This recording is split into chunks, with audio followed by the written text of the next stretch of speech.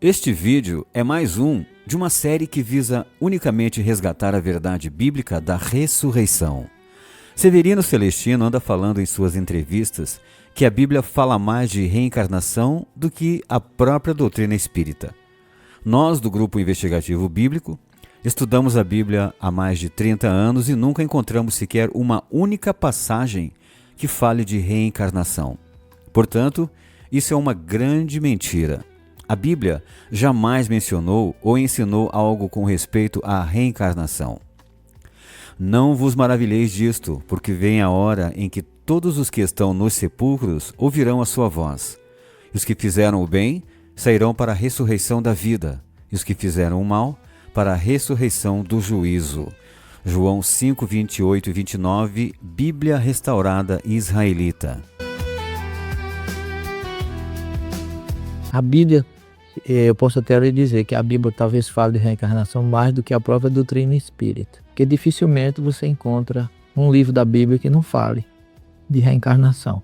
Desde o Gênesis ao Apocalipse, existem passagens que falam de reencarnação. Será que a Bíblia fala realmente em reencarnação? Não, não fala.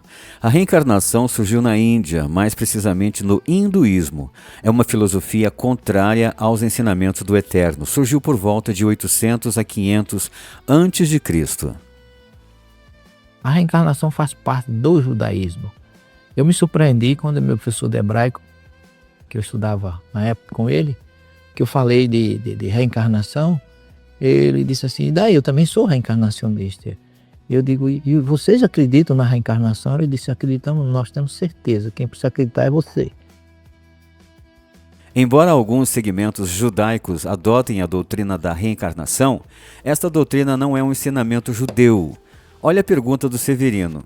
Vocês acreditam na reencarnação? Perguntando ali para o judeu, o professor dele, né? Isto pode ser uma piada, não é verdade? Pois ele colocou o professor respondendo por todos os judeus. O 11º princípio da fé judaica é: creio plenamente que haverá ressurreição dos mortos, quando for a vontade do Criador. Rambam, Maimônides, 1138 a 1204, depois de Cristo. Para ele, para o Rambam, negar a ressurreição física era equivalente a renunciar à própria identidade dentro do judaísmo. Saadia Gaon, uma das mentes mais brilhantes de todos os tempos, considerava a doutrina da reencarnação antibíblica, antijudia e anticientífica. Hasdai Crescas, 1340 a 1410 d.C. Para ele, se você nega a ressurreição, você não é apenas um ignorante, mas também que cortou o vínculo com a tradição profética de Israel. Ele considera a reencarnação espúria à fé e espíritos judaicos, estando a reencarnação impregnada de superstições tomadas de outras culturas. Então, ao contrário do que o senhor Severino Celestino afirma, sem responsabilidade, existem correntes judaicas que seguiram a linha mística, como a Cabala. O que é a Cabala? É o nome dado ao conhecimento místico, esotérico de algumas correntes do judaísmo que defende o quê? A interpretação do universo, de Deus, das escrituras através de naturezas divinas. Então, algumas correntes do judaísmo creem na reencarnação. Isso sim é certo. Essa crença pagã reencarnacionista foi introduzida na Grécia por volta do VI século a.C. através de Pitágoras e o orfimismo. Era conhecida como metempsicose.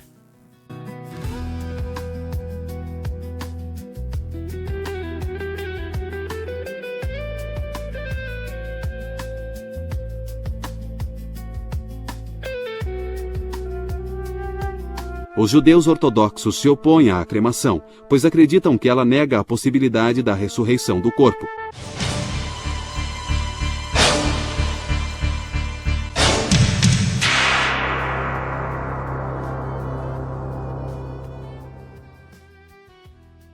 Vebaipag soprou em suas narinas, Neshamat Haim. Neshamah em hebraico é sopro, alma.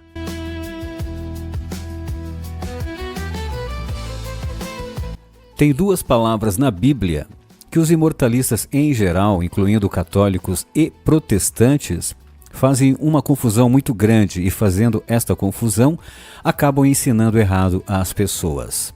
As palavras são espírito e alma. Nós, do Grupo Investigativo Bíblico, gostaríamos que você prestasse muita atenção agora, porque este é o ponto quente deste vídeo. No nosso ver, é o ponto mais importante deste vídeo. Por quê?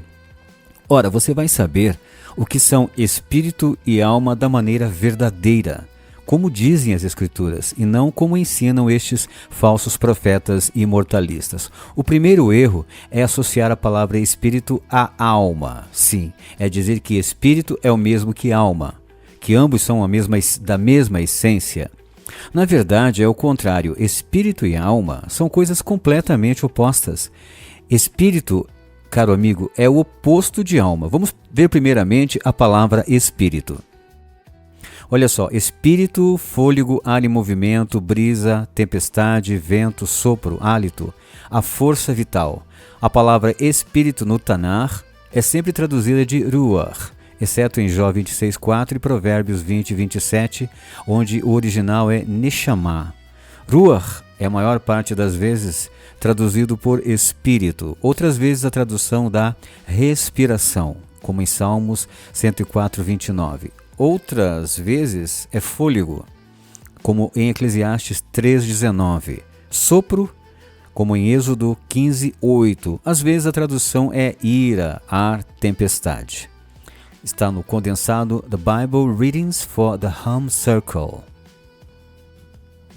Veja que nenhuma dessas definições nos passa qualquer ideia de espírito como pessoa, porque espírito não é uma pessoa espiritual. Espírito não tem inteligência, mas é tão somente uma energia vital e que não armazena as faculdades mentais de quem morreu. Os pensamentos, sentimentos do ser humano estão na sua mente física, no seu cérebro, e não no seu espírito. O espírito serve apenas para dar vida àquele corpo. Saindo o espírito, a pessoa morre, extingue-se, cai no esquecimento, deixa de existir em todos os sentidos. No entanto, foi criada a tricotomia, sim, o homem dividido em 3 partes. Na tradição grega, especialmente a influenciada por Platão, a divisão geralmente segue essa estrutura, olha só. Soma, que é o corpo. Soma no grego, corpo. O invólucro material é a parte biológica sujeita ao tempo, à decomposição e aos sentidos físicos, a prisão da alma. Vejam como a ideia deles sempre foi menosprezar o corpo, o que na Bíblia é completamente o contrário, pois o corpo é de fundamental importância, caro amigo, pois é a própria pessoa. É com esse corpo que a pessoa vai ressuscitar. E Yeshua ressuscitou no seu mesmo corpo, Atos 2:31, dando-nos então o exemplo. Apalpai-me e verificai, porque um espírito não tem carne nem ossos, como vedes que eu tenho. Agora temos ali o número 2, psique, alma. Para muitos gregos, a psique era o sopro de vida que animava o corpo, mas que ainda estava ligada aos desejos e impulsos psíquicos. Então é daqui que os imortalistas buscam as suas heresias. Os gregos viam a alma, caro amigo, como o sopro de vida que animava o corpo. O mesmo absurdo que o Severino falou ali no começo, no início deste vídeo, chamando então a neshama de alma ou sopro. Mas a neshama é o oposto de alma na Bíblia. A neshama é da mesma essência do espírito e não da alma. A neshama na Bíblia é como a respiração, o fôlego de vida, visto que alma é pessoa de carne e ossos, é a própria pessoa de carne e ossos. Alma é o ser vivo, é a criatura humana, a criatura vivente, é o que a Bíblia chama de nefesh hayah. Então, neshama é o oposto de alma. E o item 3 tem pneuma ou nous, espírito ou intelecto, Então, é a parte mais elevada. O nous, termo mais filosófico, é a razão pura, a parte da alma que é capaz de contemplar as formas eternas. Então, houve aqui, claro, uma falsificação da palavra pneuma. Pneuma, biblicamente falando, é espírito. Mas esta palavra vem de uma raiz etimológica hebraica que é ruach. Então, espírito, ao contrário da filosofia grega, não tem nada de razão, mas é apenas vento, ar, energia ou força vital. Personificar o espírito para dar imortalidade à pessoa é criar uma heresia sem tamanho. Por isso hoje, essas crenças estapafúrdias de alma eternamente queimando no inferno, ou no lago de fogo, ou indo para o céu, ou seio de Abraão, ou a alma de fulano está em tal lugar, ou o espírito da Virgem Maria está lá no céu intercedendo, quer dizer, é praticamente pura heresia. Isso não faz sentido nenhum. É heresia pura. Neshama em hebraico é sopro, alma. Negativo. Fôlego sim, né? Porque Neshama é o fôlego, a respiração. Mas alma, não. Neshama nunca foi alma. Como já disse, Neshama é da mesma essência do espírito. É fôlego, é respiração, é de matéria etérea, não tem inteligência. A Neshama não é pessoal, com faculdades mentais.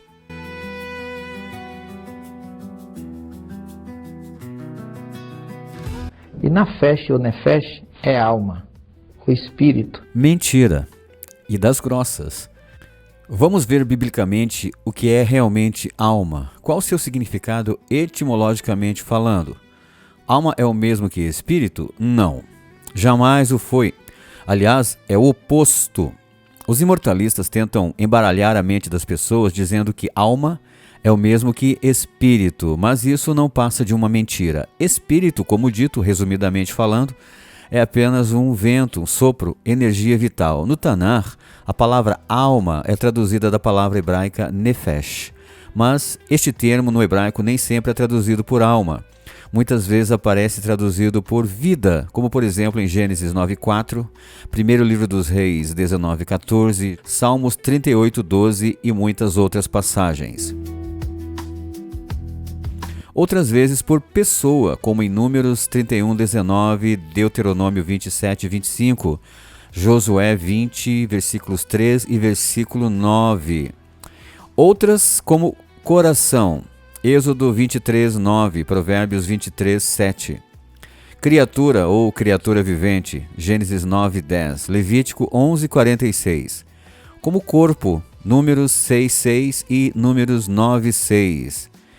Algumas vezes como animal, Levítico 24:18. Ainda em outras passagens aparece traduzido por homem. Na Brit Hadashah, a palavra traduzida por alma sempre vem do grego psique, mas esta palavra também se acha traduzida às vezes por vida, como em Marcos 3:4, Lucas 6:9. Outras vezes por ânimo, como em Atos 14:2, Hebreus 12:3, e também como coração, em Efésios 6:6. A palavra alma foi distorcida e negligenciada pela filosofia grega. Esta heresia maléfica tratou de colocar na alma a ideia de que ela seria como o espírito, mas as escrituras hebraicas e gregas não ensinam assim, mas tratam a alma como a própria pessoa, em carne e ossos. É a sede da personalidade, é a sede do eu individual. Quando a alma, corpo, ressuscitar, ela será uma alma eterna. A vida, ou a alma que outrora era mortal, passou a ser uma alma, uma vida imortal. Existe uma passagem que é muito usada pelos imortalistas para dizer que a alma já é imortal, né? A de Mateus 10:28. Para um judeu do primeiro século, essa fala de Mateus 10:28 não soaria como uma doutrina grega de dualismo, né? Ou tricotomismo, tipo corpo mau versus alma boa, mas sim como uma discussão sobre a soberania divina e a fidelidade à aliança. Mas o que Mateus quer dizer em 10:28? Quando o texto separa corpo, que é soma, e alma, que é psique, ele reflete uma distinção comum no período do Segundo Templo intertestamentário. A ideia é que os tiranos podem interromper a vida biológica, mas não podem apagar a essência ou a porção que Deus, que o Eterno reservou para o indivíduo no Olam Rabá, que é o mundo vindouro. Por isso, o homem pode matar o corpo, né? Mas não pode matar a individualidade, a essência da pessoa, a vida que se tornará eterna pela ressurreição. Então, para resumir, alma nunca foi um espírito, nunca foi de matéria etérea, um gás, sei lá, uma fumaça ou coisa parecida, ou algo imortal. Alma é o indivíduo vivo, dotado de suas faculdades, o corpo em carne e ossos. Mas, quando morrer, será uma alma morta. E, ao ressuscitar, será uma alma eterna, uma vida eterna. Alma e espírito são coisas completamente opostas. Analise a imagem a seguir. Veja que o Eterno colocou um sopro no homem, um ruach, um espírito impessoal, ou também conhecida como Neshama, o sopro de vida, Nishmat Haim. Então, diferentemente do que apregoam os imortalistas, o homem se tornou uma alma. O homem não recebeu uma alma, mas ele se tornou uma alma. No entanto, veja agora o pensamento espírita. Veja então que esta filosofia espírita ensina que após a morte do corpo, sai de dentro deste corpo um ser pensante, consciente, que vai fruir então de suas faculdades no mundo espiritual. Olha aí o engano, olha só. Quer dizer, imaginando aí os imortalistas que a própria pessoa está saindo de dentro do próprio corpo, com as suas faculdades, os seus pensamentos, com seu amor, o seu ódio, e gozando das faculdades num plano espiritual. Ao que a Bíblia chama de vida eterna, que será concedida somente no ato da ressurreição, quer dizer, a Tehiyat Amitim, a revivificação dos corpos, dos cadáveres, Porque daí então o Eterno insere novamente a força vital, a força impessoal, o espírito naquela pessoa que morreu, unindo as peças na sepultura, que compõem a máquina humana e trazendo de volta a vida. Mas os imortalistas colocam todos os mortos como já estando vivos. Pura heresia. Para os imortalistas, todos que morrem já vivem a vida eterna, que segundo eles é a vida do espírito. Olhem bem esta imagem. Ora, para os que estavam ao lado desta pessoa dizem: que pena, ela morreu. Só que não para os espíritas. Isto é, a doutrina imortalista diz: ela não morreu, só mudou de plano, do físico para o espiritual. Mas neste aspecto, as escrituras hebraicas e gregas trazem uma mensagem contrária, isto é, de que o ser humano não é autossuficiente, que ao morrer ele vive automaticamente, mas a pessoa apaga, desliga, para de funcionar, digamos assim. Aí vem o milagre da ressurreição e daquele agente, Nós só vivemos após a morte se este agente, chamado Yeshua, nos chamar à vida novamente. Porém, segundo as Escrituras, a pessoa não pode estar morta e viva ao mesmo tempo. É uma questão de lógica, mesmo porque a pessoa não é uma tricotomia, isto é, morre uma parte e a outra parte sai de dentro dele, sendo viva esta parte vai para o mundo espiritual. Palavras como corrupção, morte, morrer, perecer, matar são aplicadas em relação à alma. Olha só, e a sua alma vai se chegando à cova, Jó 33, 22. Deus livrou a sua alma para que não caminhasse à morte, Salmo 78, 50. Tu, Senhor, livraste a minha alma da morte, Salmo 116, 8. Aquele que fizer converter do erro do seu caminho um pecador, salvará da morte uma alma, Tiago 5, 20, olha só. E se assentou debaixo de um zimbro e pediu para a sua alma a morte. Primeiro livro dos Reis 19, 4. Ele desmaiou e desejou que a sua alma morresse. Jonas 4, 8. A minha alma morra a morte dos justos. Números 23, 10. Como a alma do Pai, também a alma do Filho é minha. A alma que pecar, essa morrerá. Ezequiel 18, 4. Temei antes aquele que pode fazer perecer no inferno a alma e o corpo. Mateus 10, 28. Olha só, um asterisco ali para alma, porque a alma está no sentido da pessoa na vida eterna. Então, alma no Novo Testamento sempre significando vida ou vida eterna. O homem é uma unidade. O homem, a pessoa, o ser humano é corpo. Neste corpo estão suas faculdades, o seu eu individual. Então, Morrendo o corpo, o seu espírito, o vento, a sua energia vital, que é impessoal, volta para o Criador e a pessoa deixa de existir, como em Eclesiastes 12:7. Davi não subiu aos céus, Atos 2:34. Ora, como pôde Salomão dizer que o espírito volta para Deus, mas Davi não subir aos céus onde está Deus? Se Davi fosse seu espírito pessoal, com faculdades mentais, por que ele não está então com o Eterno? Visto que o espírito da pessoa volta para Deus na morte? Simples.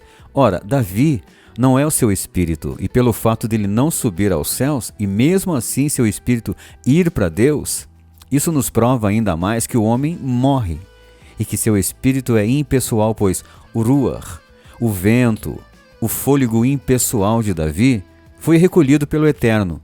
Mas o Davi em si não está no céu, mas aguarda na sepultura a vida eterna, causada pela ressurreição física. Sai-lhes o espírito, e eles tornam em sua terra. Naquele mesmo dia perecem os seus pensamentos. Salmo 146:4.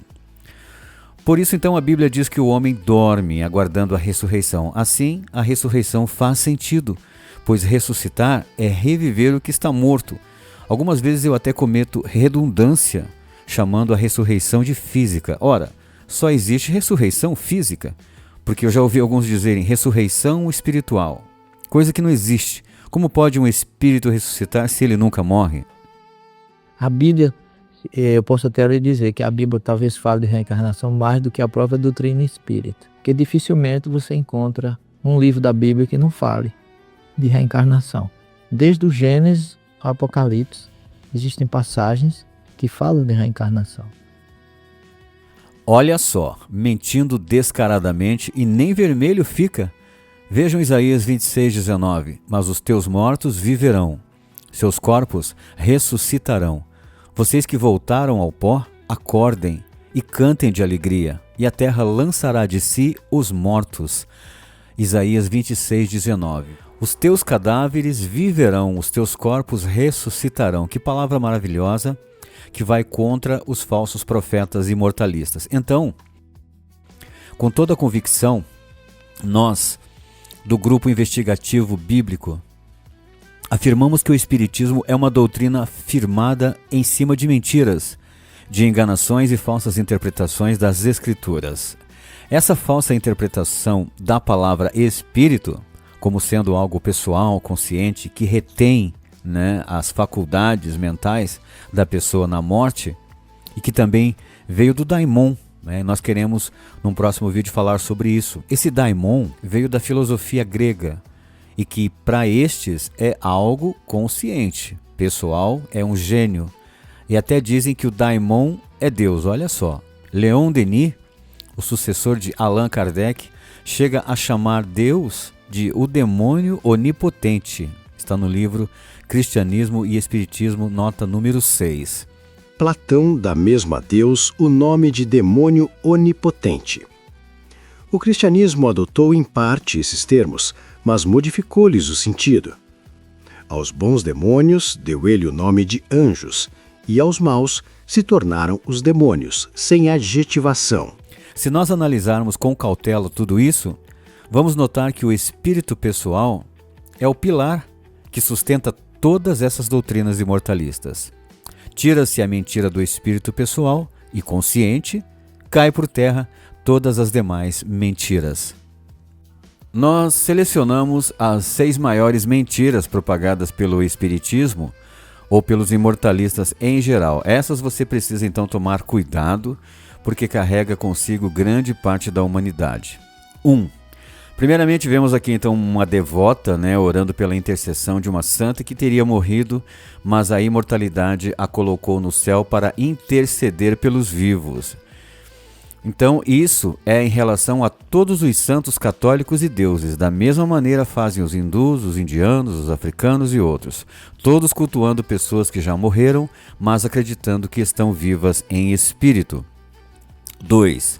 Católicos e evangélicos creem muito nisso, isto é, que o justo ao morrer vai para o céu com seu espírito consciente. Mas é uma grande mentira, porque todos os que morrem caem no esquecimento. Há somente um que morreu, porém ressuscitou, Yeshua. 3.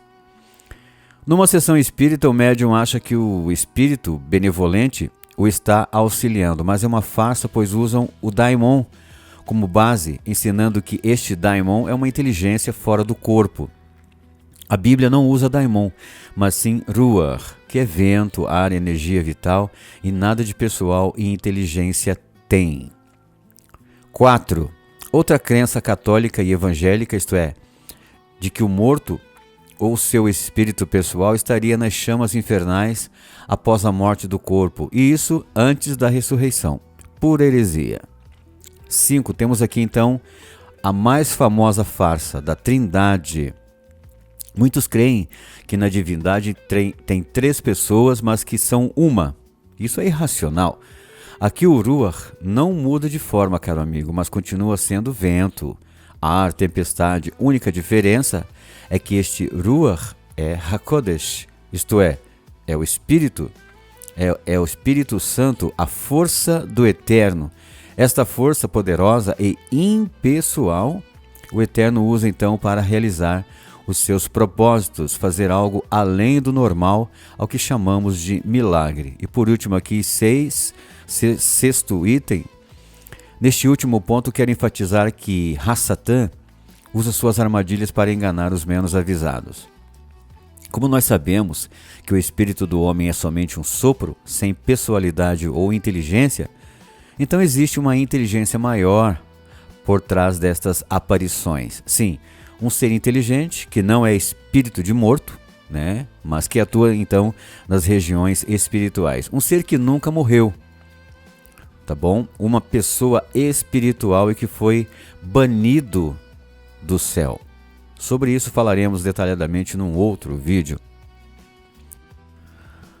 Não temos nenhum temor em dizer que a doutrina do espírito consciente é um câncer no mundo religioso e até mesmo no mundo secular.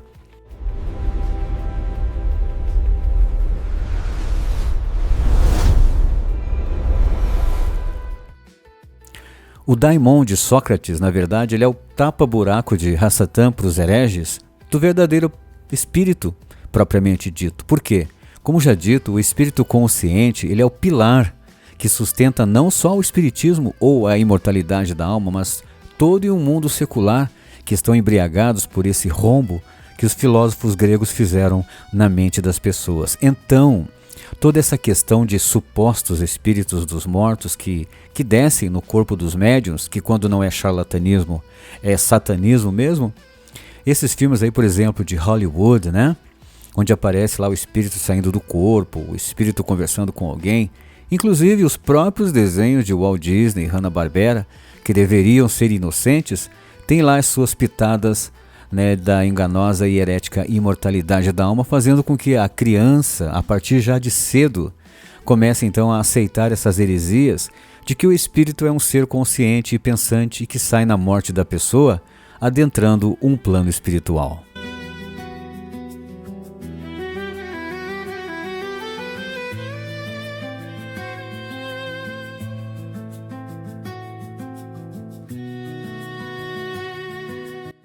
Bem, caro amigo, por aqui nos despedimos. Sabemos que essas verdades muitas vezes assustam, pois desde criança aprendemos que espírito é um ser pessoal que sai do corpo com faculdades mentais logo após a morte. Sempre aprendemos que espírito é alma, quando na verdade são coisas completamente contrárias. Quando entramos na parte da Trindade, a coisa fica ainda mais complicada, pois enquanto a pessoa crer que o Espírito é ser consciente e pessoal, ela vai entender o Espírito Santo como uma pessoa.